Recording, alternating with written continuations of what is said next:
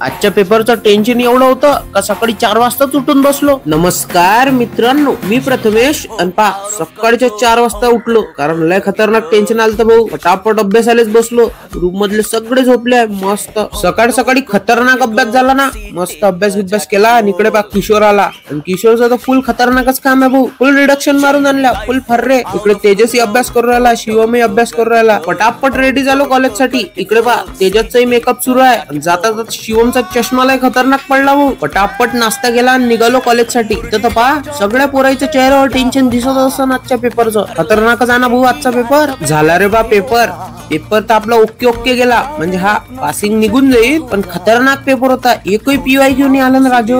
हा या पेपरचा अंदाज आता सगळ्याला पहिलेच होता की कुठं ना कुठं धोका देणारच आहे. पण तसंच झालं. पुरा पेपर पॅटर्न बदलला आणि लय बेकार पेपर गेला भाऊ. चला जाऊ द्या. आता उद्या एक शेवटचा पेपर राहिला. तेवढा पेपर चांगला निघून जाऊ म्हणजे बस. चला मग तुम्हाला कसे वाटून राहिले एक्झाम सिरीजचे व्लॉग्स कमेंट मध्ये सांगा. आवडलं असेल तर लाईक करा, मित्रासोबत शेअर करा. मी भेटतो तुम्हाला उद्या एका अशाच नवीन व्लॉग मध्ये. तोपर्यंत जय महाराष्ट्र.